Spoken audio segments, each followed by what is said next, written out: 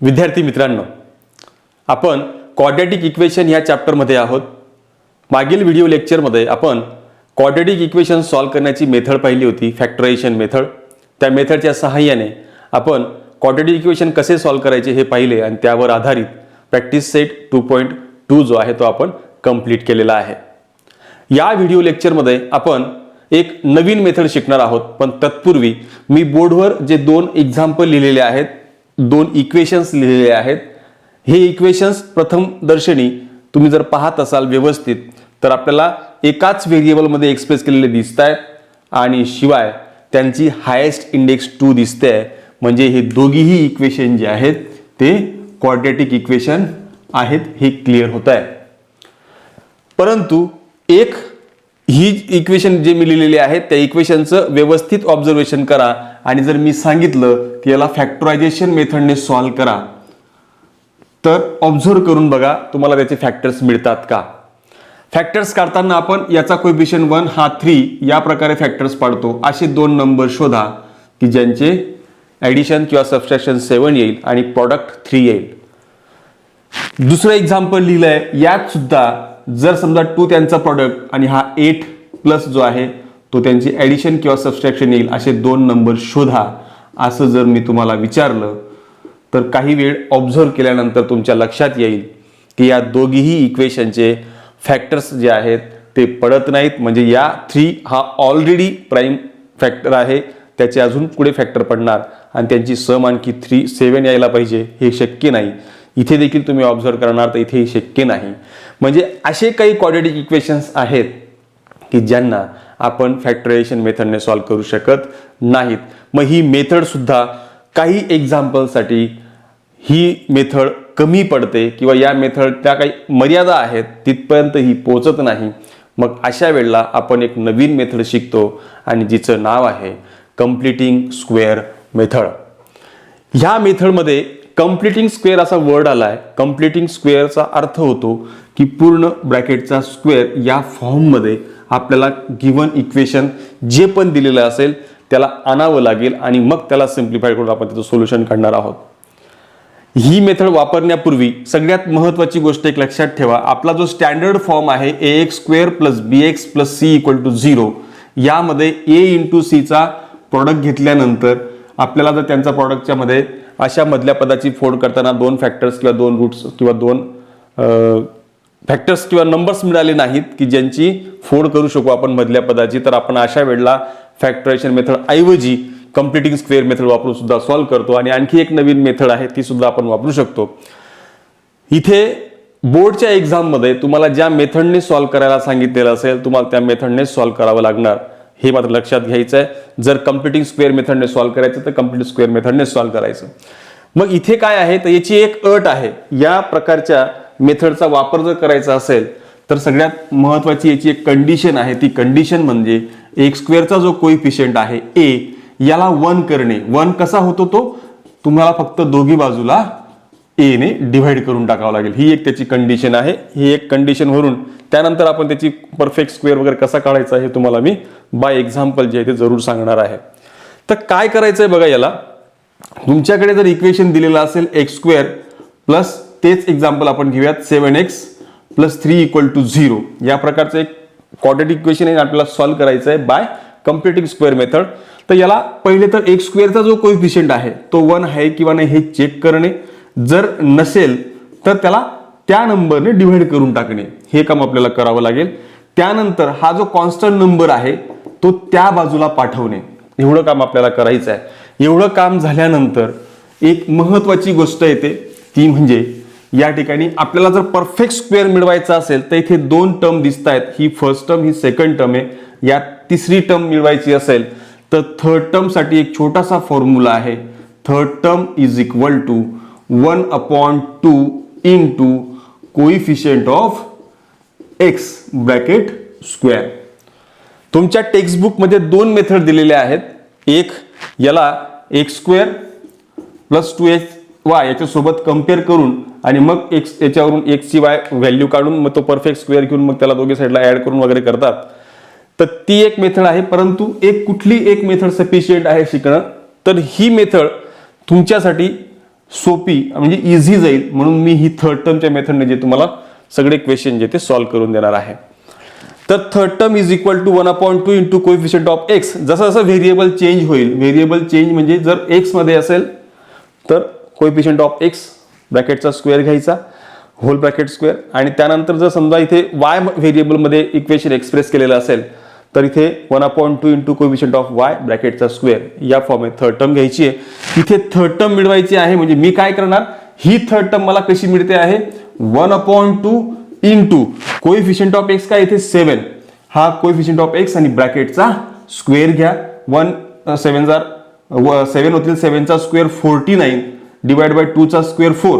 या पद्धतीने तुम्हाला थर्ड टर्म मिळते आणि ही थर्ड टर्म जी आहे ती दोन्ही इक्वेशनच्या दोन्ही बाजूला adding 49/7 on both the side, दोन्ही बाजूला ऍड करायची. ती ऍड केल्यावरती हा X square plus 7x plus 49/4 is equal to -3 plus 49/4 या प्रकारे तुम्हाला ती थर्ड टर्म दोन्ही बाजूला ऍड करा किंवा इथेच सबस्ट्रॅक्ट किंवा ऍडिशन करून टाकलं तरी चालेल, कारण 0 इज इक्वल टू आपल्याला माहिती आहे a मायनस ए हा 0 होतो, म्हणजे आपण दोन्ही टर्म जे आहेत ते टाकू शकतो प्लस मायनस करून 0 ऐवजी, आणि 0 कोणत्याही नंबरला प्लस असतोच.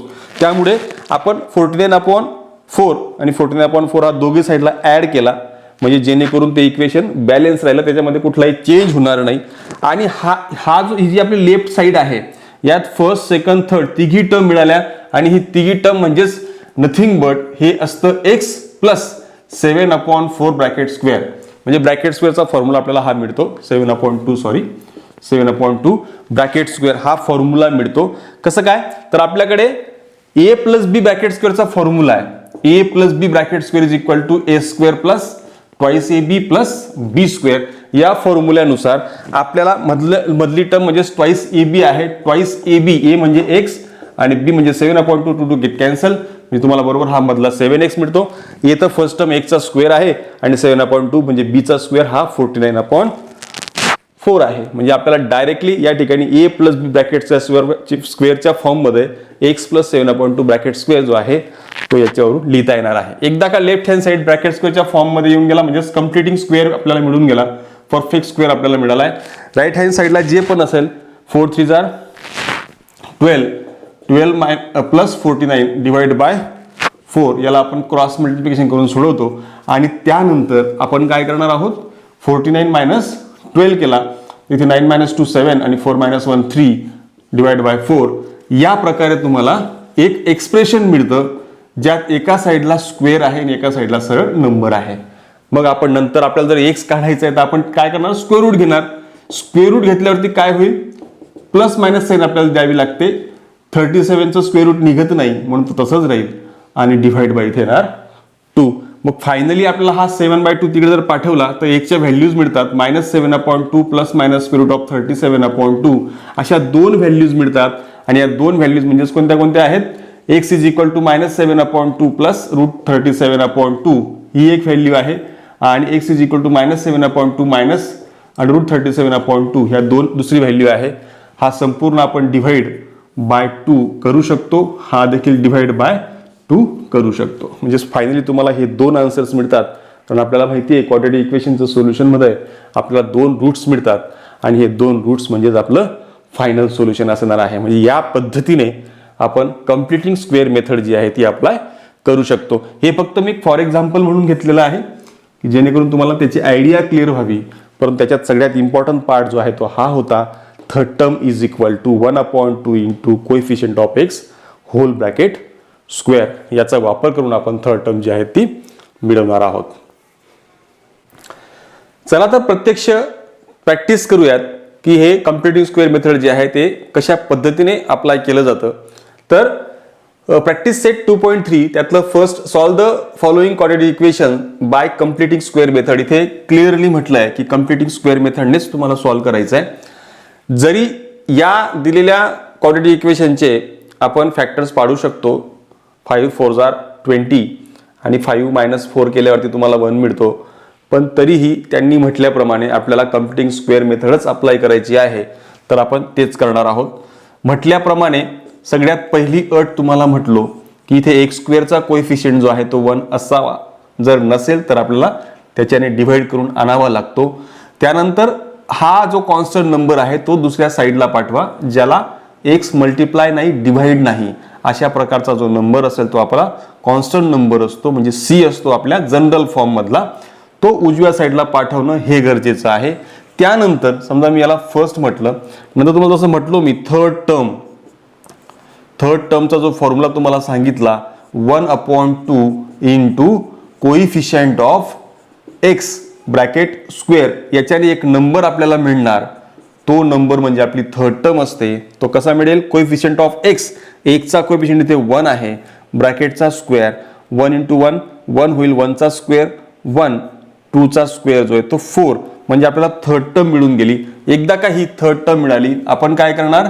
Adding this term, adding 1/4 to the both side of equation first. Equation फर्स्टच्या दोघी बाजूला आपण तिला ऍड करणार आहोत.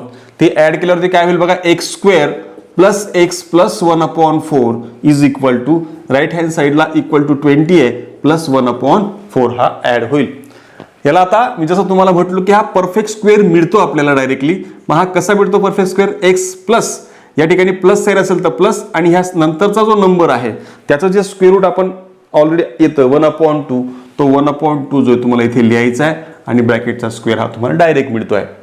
हे कसं शोधायचं तुम्हाला सांगितलंय मी. पहिले तर एक्स घ्यायचा व्हेरिएबल, नंतर इथे जी साईन आहे ती साईन इथे लिहायची प्लस, आणि हा लास्ट जो थर्ड टर्म आपण काढलेला आहे, तिसरी जे पद आपण काढलं आहे त्याचं स्क्वेअर रूट जे 1/2 हे जे आहे ते इथे घ्यायचं आहे, इक्वल टू हा 4 2 8, 80 हा 81 होऊन जाईल डिवाइड बाय 4. समजलं नसेल तर बघा, हा 80 प्लस 1/4 या प्रकारे त्याला लिहायचं. नंतर हा x plus 1/2 bracket square is equal to हा 81 डिवाइड बाय 4 होईल, आणि 81 डिवाइड बाय 4 जो आहे तो आपल्याला माहिती आहे हा 9चा स्क्वेअर आहे आणि 2चा पण स्क्वेअर आहे, म्हणजेच हा 9/2 होल ब्रॅकेट स्क्वेअर जे आपल्याला लिहिता येईल. एकदा का हे दोघी स्क्वेअरच्या फॉर्म मध्ये आले की आपण स्क्वेअर रूट घेऊ शकतो, taking square root on both side, on both the sides. आणि आपल्याला माहिती आहे जर आपण स्क्वेअरच्या फॉर्म मध्ये एखादा नंबर दिलेला असेल तर स्क्वेअर रूट घेताना आपल्याला प्लस मायनस साईन घ्यावी लागते. आता ती प्लस मायनस साईन का घ्यावी लागते? कारण जर समजा आपल्याला 3चा स्क्वेअर काढायचा आहे तो पण 9 येतो, परंतु -3चा स्क्वेअर जर काढला तो सुद्धा 9 येतो. म्हणजे 3चा स्क्वेअर पण 9 आहे, -3चा स्क्वेअर पण 9 आहे, तर 9चं स्क्वेअर रूट 3 पण येईल, 9चं स्क्वेअर रूट -3 पण येऊ शकतं. म्हणजे दोन व्हॅल्यूज आपल्याला स्क्वेअर रूट काढताना मिळतात प्लस मायनस मध्ये. मॅग्निट्यूड सेम असेल, फक्त त्यांची हे जे व्हॅल्यू आहे ती निगेटिव्ह किंवा पॉझिटिव्ह येऊ शकते. त्याच्यामुळे आपण काय करणार आहोत, इथे प्लस मायनस साईन देणार आहोत. अशा दोन व्हॅल्यूज आपल्याला मिळतात. मग त्या दोन व्हॅल्यूज कुठल्या कुठल्या मिळाल्या? X plus 1/2 is equal to plus 9/2 वाली एक व्हॅल्यू मिळेल, और सेकंड व्हॅल्यू असेल x plus 1/2 is equal to -9/2. अशा दोन व्हॅल्यूज मिळाल्या. तर यांना सिम्प्लिफाय करूयात. एक्स इज इक्वल टू हा 9/2 हा तिकडे गेल्यानंतर निगेटिव्ह होईल. आता हे दोघींचे डिनॉमिनेटर सेम आहेत म्हणून 9 - 1 8 डिवाइड बाय 2 हा एक्स एक मिळाला, आणि याला सिम्प्लिफाय केलं तर 2 4 8 म्हणून तुम्हाला एक व्हॅल्यू जी मिळते आहे ती 4 मिळते आहे.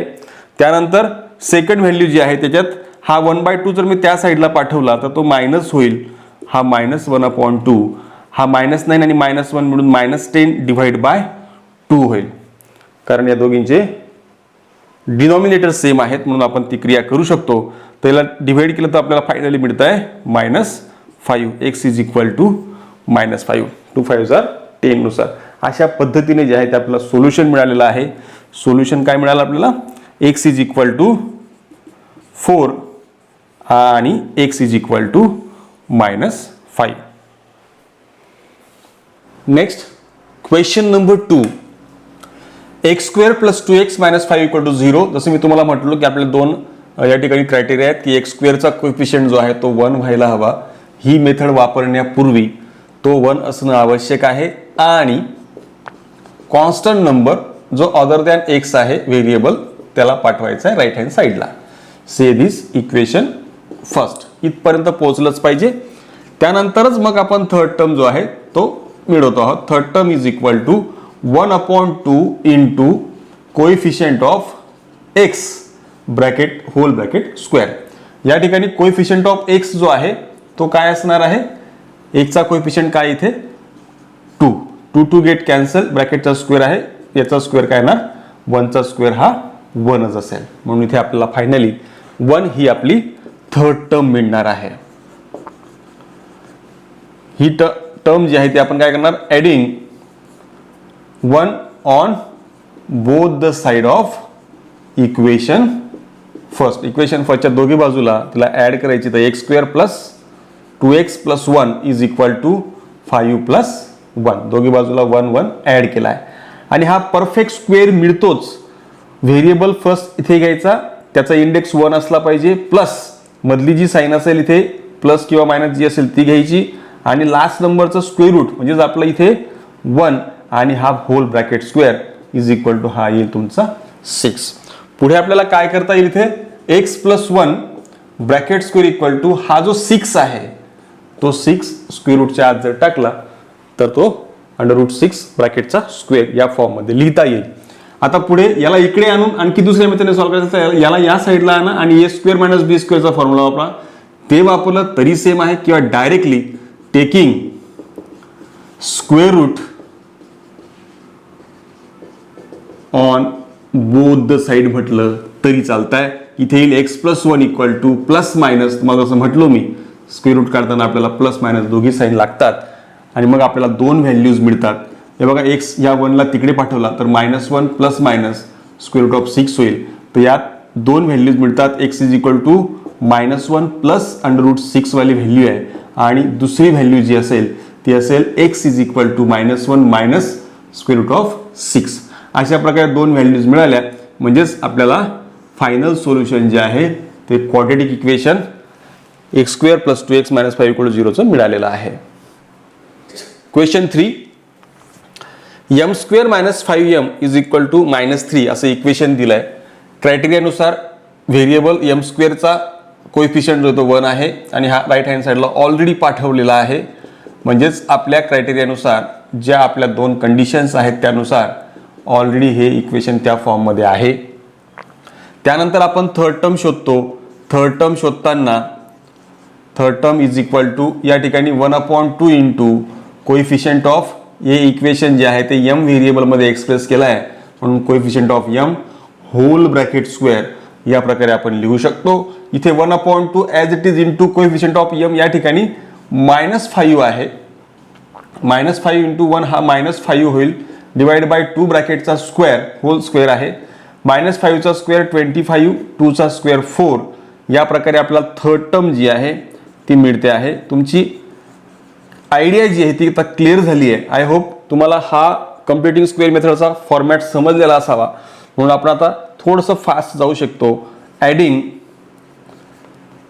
25/4 on both the side of equation first. दोघी साईडला जर आपण ऍड केलं तर काय होईल बघा, m square -5m is equal to -3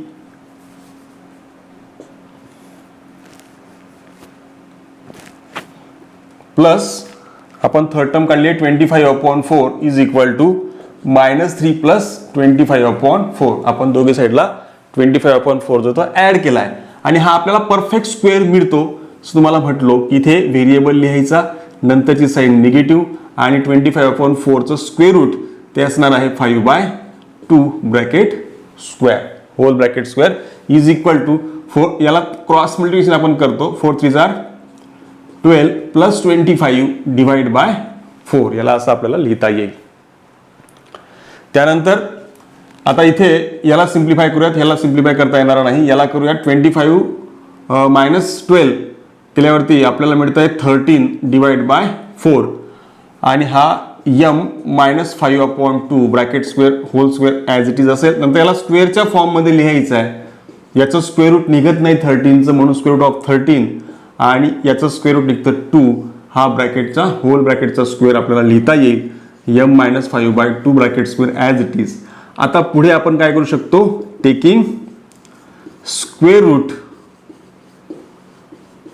on both the sides square root घेतलं तर काय इथे m-5/2 is equal to plus minus नेहमीप्रमाणे स्क्वेअर रूट ऑफ 13/2 अशा दोन व्हॅल्यूज आपल्याला मिळतात.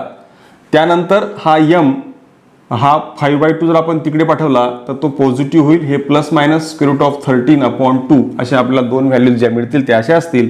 m is equal to 5/2 plus साठीचं स्क्वेअर रूट ऑफ 13/2 और second value m is equal to 5/2 minus square root of 13/2 दिसतंय दोघी ठिकाणी डिनॉमिनेटर सेम आहे तर आपण सरळ 5 प्लस स्क्वेअर रूट ऑफ 13/2 आणि इकडे 5 minus square root of 13 divide by 2 असं लिहू शकतो. या पद्धतीने जे आहे ते आपल्याला डायरेक्ट त्याचं सोल्युशन जे आहे म्हणजेच रूट्स एमच्या व्हॅल्यूज आपल्याला मिळू शकतात.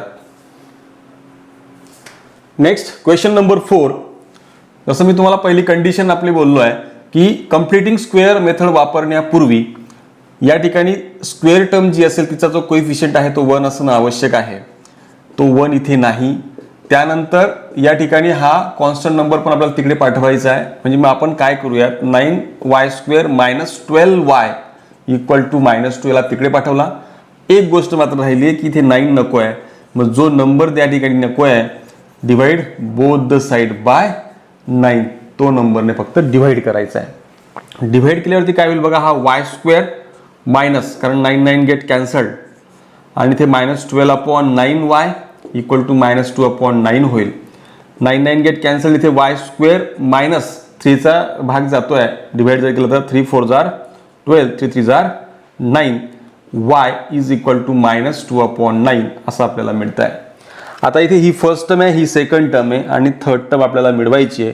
तर नेहमीप्रमाणे थर्ड टर्मचा जो फॉर्म्युला आहे third term is equal to 1/2 into coefficient of इथे y व्हेरिएबल आहे म्हणून y whole square equal to हा 1/2 y चा कोइफिशियंट इथे काय आहे -4/3 होल ब्रॅकेट स्क्वेअर 2 2 जार 4 यानुसार इथे भाग जातोय म्हणून -2/3 याचा होल स्क्वेअर आपल्याला घ्यायला लागणार -2/3 ब्रॅकेट होल ब्रॅकेट स्क्वेअर आणि आपल्याला 2/3 चा स्क्वेअर जो आहे तो काय येणार आहे याचा स्क्वेअर 4 याचा 9 ही आपल्याला रिक्वायर्ड थर्ड टर्म मिळालेली आहे. आता ही थर्ड टर्म आपण काय करणार या इक्वेशनच्या दोघी बाजूला ऍड करणार.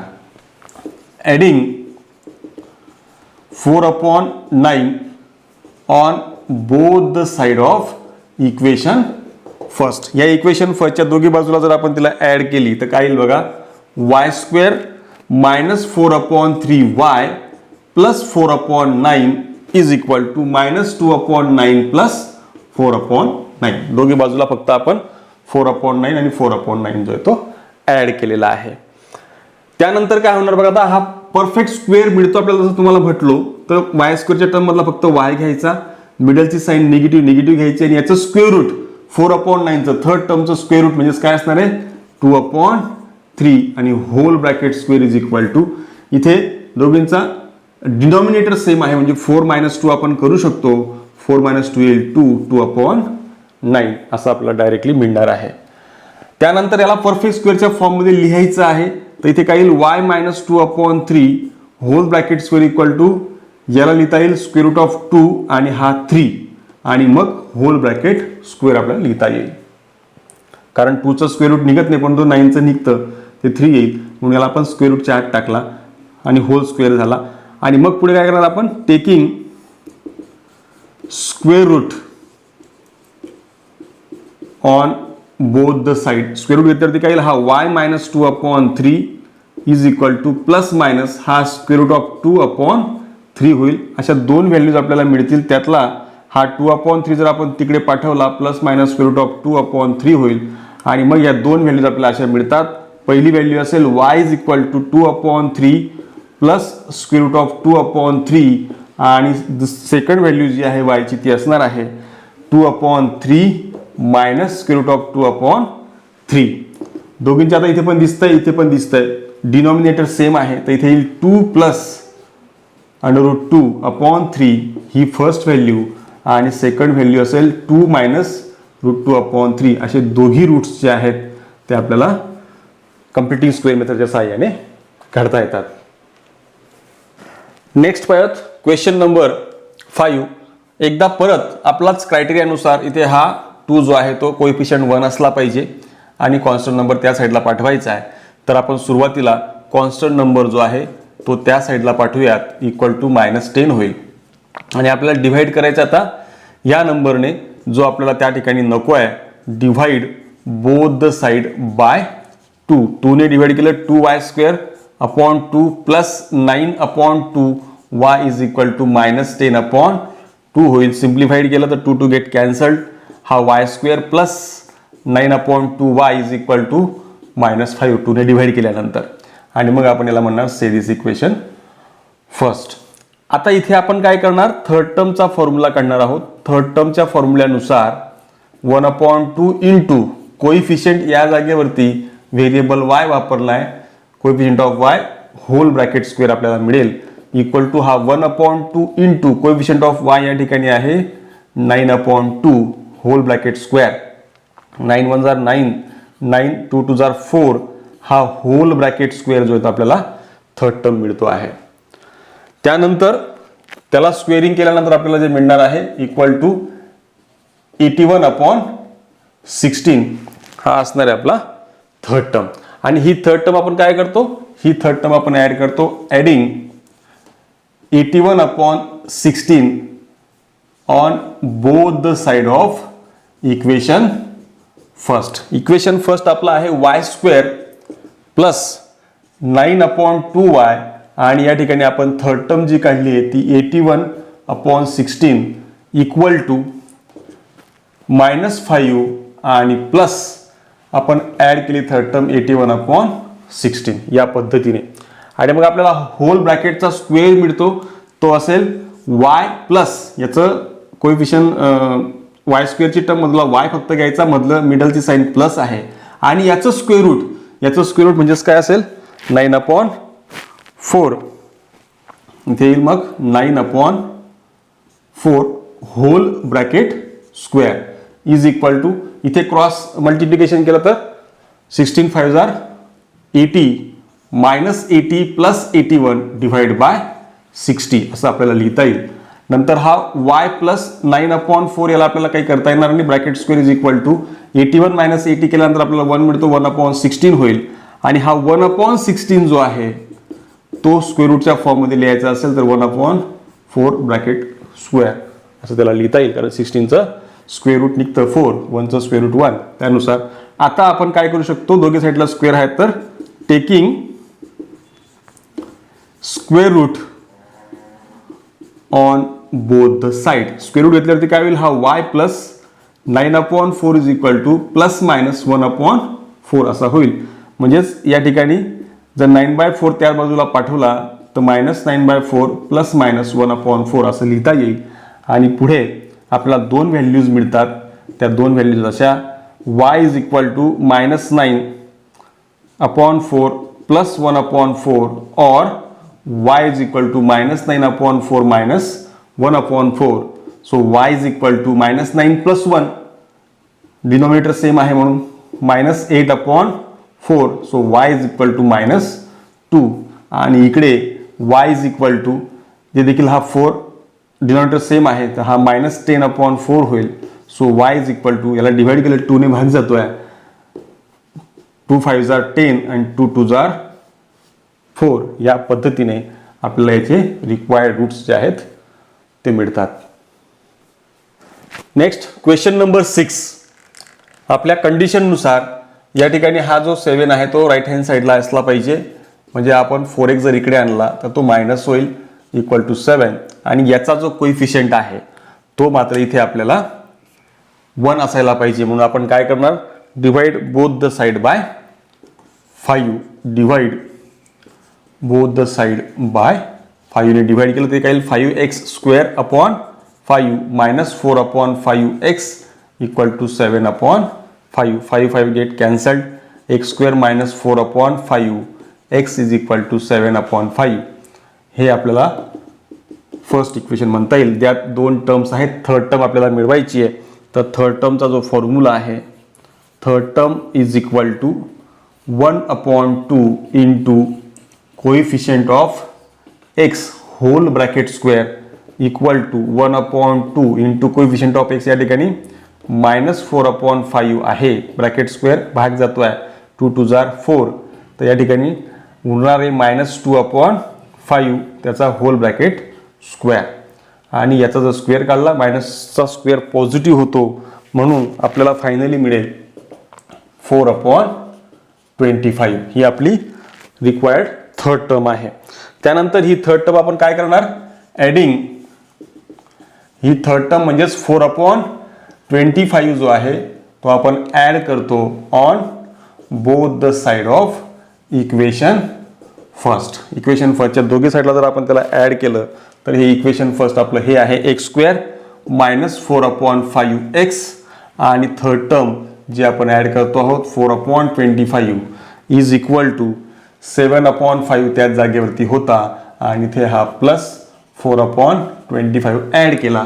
याला सिम्प्लिफाय केलं तर हा परफेक्ट स्क्वेअर आपल्याला मिळतो. म्हणजे x² ऐवजी x घ्यायचा, मिडलची साईन मायनस आणि याचं square root 2/5 whole bracket square is equal to. इथे मात्र आता छेद समान नाहीत, डिनॉमिनेटर इक्वल नाही. तर अशा वेळेला आपल्याला छेद समान करायचे असतील तर आपण याला 5 5 25 होतात. म्हणजेच 5 ने मल्टिप्लाय आणि डिवाइड असं जर केलं तर आपल्याला जे आहे तर 5 7 35 प्लस 4/25 मिळेल. याला सिम्प्लिफाय करूयात. इक्वल टू हा तुम्हाला 39 मिळणार डिवाइड बाय 25 आणि याला आपण काही करू शकत नाही, हे असंच राहू द्या ब्रॅकेट स्क्वेअर. याला असंच ठेवा कारण याला आपण काही करू शकत नाही, परंतु याला आपण स्क्वेअर रूटच्या फॉर्ममध्ये लिहू शकतो. त्याला लिहायला लागणार, त्याशिवाय आपण स्क्वेअर रूट घेऊ शकत नाही. म्हणून हा √39/5 कारण 25चं स्क्वेअर रूट निघतं, हा ब्रॅकेटचा स्क्वेअरच्या फॉर्ममध्ये आपल्याला लिहिता येईल. पुढे आपण काय करणार, taking square root on both the side. दोघी साईडला जर आपण स्क्वेअर रूट घेतलं तर हा मिळतो x -2/5 equal to plus minus square root of 39/5. दोन व्हॅल्यूज मिळतात. त्याच्यापैकी हा 2/5 जर आपण तिकडे पाठवला त्याच्या आधी तर इथे हा पॉझिटिव्ह होईल डिवाइड बाय 5 आणि याच्यावरून आपल्याला दोन व्हॅल्यूज मिळतात. पहिली व्हॅल्यू जी आहे ती x is equal to 2/5 plus square root of 39/5 आणि सेकंड व्हॅल्यू जी आपल्याला मिळते x is equal to 2/5 minus √39/5. यावरून आपला डिनॉमिनेटर सेम आहे दोघी ठिकाणी म्हणून आपण यांच्यामध्ये एक ऑपरेशन क्रिया करू शकतो.